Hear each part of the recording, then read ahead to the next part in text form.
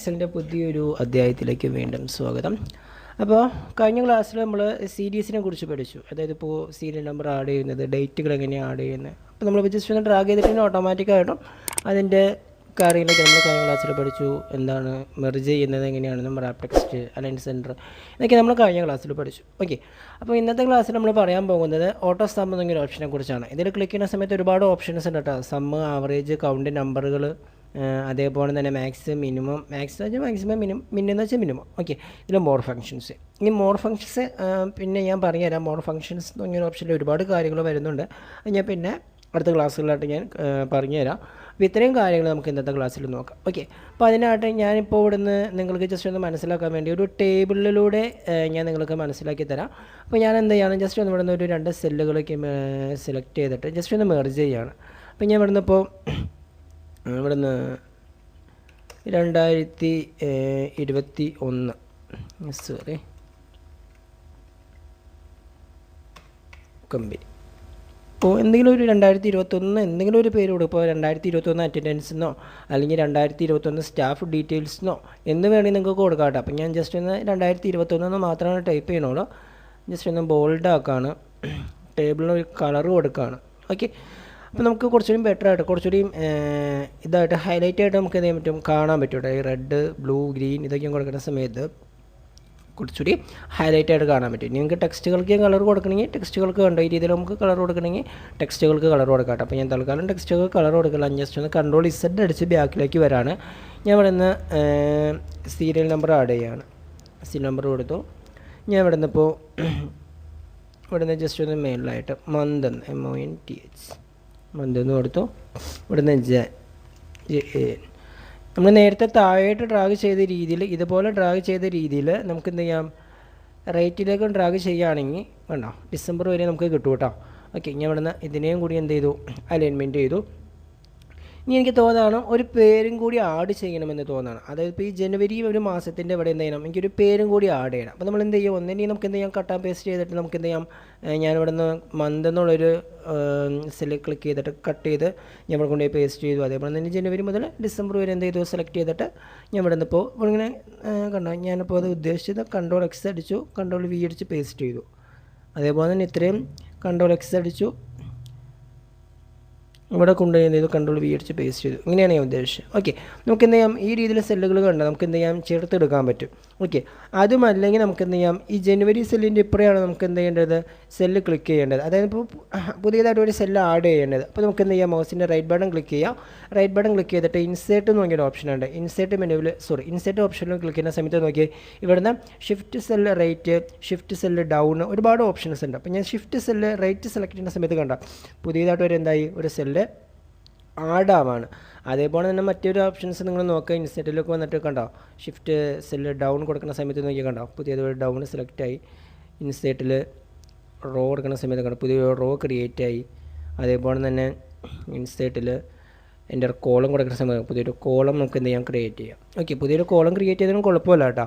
Okay, column create ചെയ്യുന്ന സമയത്ത് month ഉൾപ്പെടെ അങ്ങോട്ട് മാറിപ്പോൾ ഞാൻ എന്ത് ചെയ്യണം, ഇവിടെ നിന്ന് നെയിം എന്നൊരു ഓപ്ഷൻ ഞാൻ ഇവിടെ നിന്ന് ഒന്ന് ജസ്റ്റ് ഒന്ന് കൊടുക്കുകയാണ്. ഓ സോറി, ഇവിടെ തന്നെ കിടന്നോട്ടെ നെയിം. ഓക്കെ, അപ്പം ഞാൻ ഇത്രയും കാര്യങ്ങൾ കൊടുത്തിട്ടുണ്ട്. അപ്പോൾ അതിനെ എന്ത് ചെയ്യണം, ജസ്റ്റ് ഒന്ന് ഇതിനെ അലൈൻമെൻറ്റ് ചെയ്യാണ്. ഇവിടുന്ന് ഒരു 10 ആളുടെ ഒരു ഡീറ്റെയിൽ കൊടുക്കാം, അല്ലെങ്കിൽ 10 അല്ല 5 ഇവരുടെ ഡീറ്റെയിൽ കൊടുക്കാനാണ് ഉദ്ദേശിക്കുന്നത്. അപ്പോൾ നമുക്ക് എന്ത് ചെയ്യാം, ഞാൻ ഇവിടുന്ന് 2 നമ്പറുകൾ ആഡ് ചെയ്യണം. 1, 2 സീരിയൽ നമ്പർ ടൈപ്പ് ചെയ്തു. ഞാൻ എന്ത് ചെയ്യണം, 5 വരെയും കൊടുക്കുകയാണ്. ഓക്കെ, അതിനെ ഞാൻ ജസ്റ്റ് ഒന്ന് അലൈൻമെൻറ്റ് ചെയ്യാണ്. ഞാൻ ഒരു ജസ്റ്റ് ഒന്ന് ABCD എന്നാട്ടോ കൊടുക്കണമല്ലോ, നിങ്ങൾക്ക് ഇഷ്ടമുള്ള പേര് കൊടുക്കാം, ABCDEF. ഓക്കെ, ഞാൻ ഇത്രയും പേരുടെ പേര് ഇവിടെ കൊടുത്തിട്ടുണ്ട്. ഇപ്പോൾ ഓരോ 2021 ഇവർക്ക് കിട്ടിയ സാലറിയാണ് ഞാൻ ഇവിടെ കൊടുക്കാൻ ഉദ്ദേശിക്കുന്നത്. ജനുവരി മാസം എത്ര സാലറി കിട്ടി, ഫെബ്രുവരി, അങ്ങനെ വന്ന് ഡിസംബർ വരെ ഈ ABCDEF എന്ന് പറഞ്ഞൊരു ഈ വരെയുള്ള ആളുകൾക്ക് എത്ര സാലറി കിട്ടിയെന്നുള്ളൊരു ഡീറ്റെയിലാണ് ഞാൻ കൊടുക്കാൻ പോകുന്നത്. ഞാൻ ഇപ്പോൾ ജസ്റ്റ് ഒന്ന് ടൈപ്പ് ചെയ്യാണ്.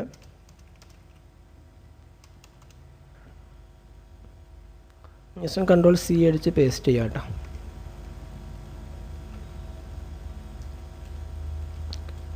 നിങ്ങൾക്ക് ഇഷ്ടമുള്ള രീതിയിൽ കൊടുക്കാം. ഞാൻ നിങ്ങൾക്ക് ജസ്റ്റ് ഒന്ന് സാമ്പിൾ പോലെ കാണിക്കണമെന്നുള്ളൂ.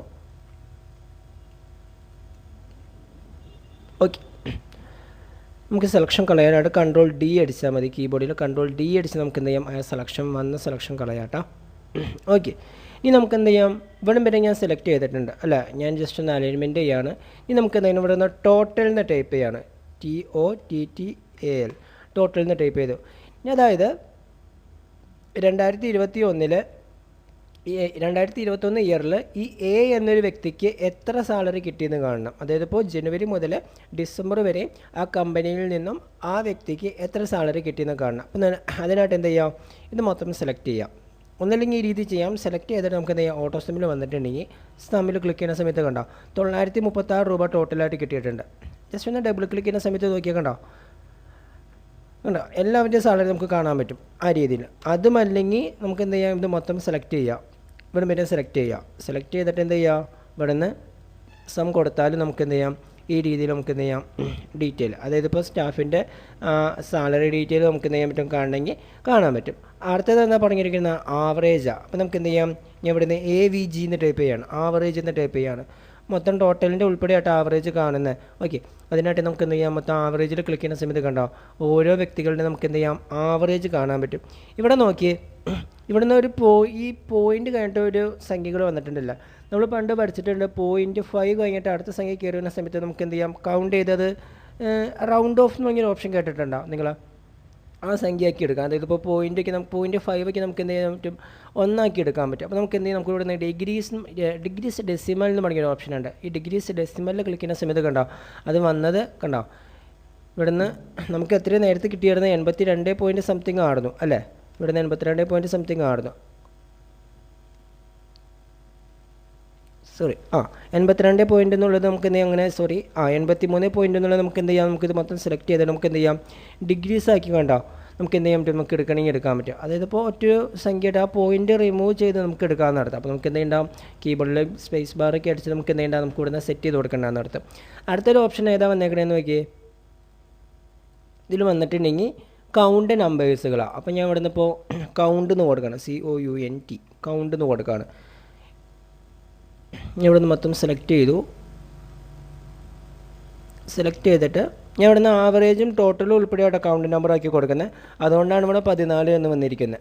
അതുപോലെ നമുക്ക് എന്ത് ചെയ്യാം, നമുക്ക് ഇവിടെ നിന്ന് മൊത്തം സെലക്ട് ചെയ്തിട്ട് എന്ത് ചെയ്ത് കൊടുത്താൽ മതി, അതായത് ഇപ്പോൾ ഇവിടെ നിന്ന് തൊട്ട് ഇവിടം വരെ ആ രീതിയിൽ സെലക്ട് ചെയ്ത് കൊടുത്തിട്ട് നമുക്ക് എന്ത് ചെയ്യാം, ഇവിടെ നിന്ന് കൗണ്ട് നമ്പർ കൊടുക്കുന്ന സമയത്ത് കണ്ടോ ഓട്ടോമാറ്റിക്കായിട്ടും 12 കിട്ടുള്ളൂ. ഓക്കെ, നിങ്ങൾക്ക് എന്തോരാണോ വേണ്ടത് അത് മൊത്തം സെലക്ട് ചെയ്ത് കൊടുക്കുക. എന്നിട്ട് എന്ത് ചെയ്ത് കൊടുക്കുക, കൗണ്ട് നമ്പർ കാണാം കേട്ടോ. ഞാൻ ഇവിടെ നിന്ന് മൊത്തം സെലക്ട് ചെയ്ത് കൊടുത്തിട്ട് കൗണ്ട് നമ്പർ കൊടുക്കുകയാണ്. ഓക്കെ, അടുത്തത് എന്താ പറഞ്ഞിരിക്കുന്നത്, മാക്സിമ MAX എന്നുള്ളൊരു ഓപ്ഷനാണ്. അതായത് ഇപ്പോൾ ഈ കൊടുത്ത നമ്പറിൽ നിന്നും ഏതാണ് ഏറ്റവും വലിയ സംഖ്യ എന്നാണ് നമുക്ക് കാണേണ്ടത്. അപ്പോൾ നമുക്ക് എന്ത് ചെയ്യാം, മാക്സിൽ ക്ലിക്ക് ചെയ്യുന്ന സമയത്ത് കണ്ടോ ഓട്ടോമാറ്റിക്കായി മൊത്തം സെലക്ട് ചെയ്തു. ഇപ്പോൾ കണ്ടോ ഏറ്റവും വലിയ സംഖ്യ എത്രയാണ്, 78. ഞാൻ ഇവിടുന്ന് 78 മാറ്റി ഒരു 89 ആക്കുകയാണ്. അപ്പോൾ ഓട്ടോമാറ്റിക്കായിട്ട് എന്തായി, ഇവിടുന്ന് മാക്സിമം സംഖ്യ എത്രയായിട്ട് മാറി, 89 മാറും. ഓക്കെ, അതേപോലെ തന്നെ മിനിമമാണ് MIN, ഏറ്റവും ചെറിയ സംഖ്യ. അപ്പോൾ നമുക്ക് എന്ത് ചെയ്യാം, സെലക്ട് ചെയ്തു, ഇവിടെ പിന്നെ സെലക്ട് ചെയ്തിട്ട് ഏറ്റവും ചെറിയ സംഖ്യ കാണണം. അപ്പോൾ ഓട്ടോമാറ്റിക്കായിട്ട് എത്രയായിരിക്കുള്ളൂ, 89 ആയിരിക്കുള്ളൂ. ഇപ്പോൾ മാക്സിമം കണ്ടിരിക്കുന്നത് കേട്ടോ. ഞാൻ സെലക്ട് ചെയ്തു, ഡിസംബറിനും കൊടുത്തു, ഇവിടുന്ന് മിനിമം കണ്ടോ 78. ഈ 78 മാറ്റി ഞാൻ ഇവിടുന്ന് ഒരു 50 ആക്കുകയാണെങ്കിൽ ഓട്ടോമാറ്റിക്കലും ചെറിയ സംഖ്യ എത്രയേ കാണുള്ളൂ, 50 കാണുള്ളൂ. അതാണ് എക്സലിൻ്റെ ഏറ്റവും വലിയൊരു ഗുണം. അപ്പോൾ നമുക്ക് എന്ത് ചെയ്യാം, എന്തെങ്കിലും ഒരു അക്കങ്ങൾ അങ്ങോട്ടും ഇങ്ങോട്ടും മാറിപ്പോയിട്ട് നമുക്ക് എന്ത് ചെയ്യണ്ട, ജസ്റ്റ് ഒന്ന് ടൈപ്പ് ചെയ്ത് കൊടുത്താൽ മാത്രം മതി. ഓട്ടോമാറ്റിക്കായിട്ട് എന്തായിക്കോളും, എക്സൽ അത് കാൽക്കുലേറ്റ് ചെയ്ത് തന്നോളും. ഓക്കെ, മനസ്സിലായോ? നമ്മളിപ്പോൾ ഒരു പേനയും പേപ്പറും ഒക്കെ എടുത്തിട്ട് കാൽക്കുലേറ്ററിൽ ടൈപ്പ് ചെയ്യുന്ന സമയത്ത് നമ്മളിപ്പോൾ എന്തെങ്കിലും തെറ്റ് പറ്റി പോയിട്ടുണ്ടെങ്കിൽ നമുക്ക് വെട്ടി കളഞ്ഞിട്ടുള്ള ഒരു ഓപ്ഷനാണ് പറ്റുള്ളൂ. പക്ഷേ എക്സലിലേക്ക് വന്നിട്ട് നമുക്ക് എന്ത് ചെയ്യാം, രണ്ടാമത് റീചെക്ക് ചെയ്തിട്ട് നമുക്ക് എന്ത് ചെയ്ത് കൊടുക്കാൻ പറ്റും, രണ്ടാമത് സംഖ്യകൾ നമുക്ക് എന്ത് ചെയ്യാം, ആഡ് ചെയ്യാം, ലെസ് ചെയ്യണമെങ്കിൽ ലെസ് ചെയ്യാം, നമുക്ക് എന്ത് ചെയ്യാൻ പറ്റും, കറക്റ്റ് ചെയ്യണം, നമുക്ക് എന്ത് ചെയ്യാം, കറക്റ്റ് ചെയ്തെടുക്കാൻ പറ്റും. ഇതിനൊക്കെ വേണ്ടിയിട്ടാണ് കൂടുതലായിട്ടും എക്സൽ എന്നൊരു ഓപ്ഷൻ സോഫ്റ്റ്വെയർ യൂസ് ചെയ്യുക. ഞാൻ ഇവിടുന്ന് ഒരു 78 മാറ്റി 100 ആക്കാമെന്ന് വയ്ക്കുക. അപ്പോൾ നോക്കി ഓട്ടോമാറ്റിക്കായിട്ട് ഒരു ടോട്ടലിൻ്റെ എമൗണ്ട് മാറും, ആവറേജ് മാറും, കൗണ്ട് നമ്പർ മാറില്ല. എന്താണെന്ന് വെച്ചിട്ടുണ്ടെങ്കിൽ നമ്മൾ എത്ര കൊടുത്തിട്ടുള്ളൂ, ഇത്രയും സംഖ്യകൾ ഇത് തന്നെ കൊടുത്തിട്ടുള്ളൂ. കൗണ്ടിങ് നമ്പർ ഒരിക്കലും മാറില്ല എന്നല്ല, ഇവിടെ നിന്ന് മാറില്ല. മാക്സിമം എത്രയായിട്ട് മാറി? 100 മാറി. മിനിമം എത്രയായിട്ട് മാറി? 50 മാറി. ഞാൻ ഇവിടെ നിന്ന് 100 മാറ്റി ഞാനൊരു 1000 കൊടുക്കാൻ നിൽക്കുക. 10, 100, 1000.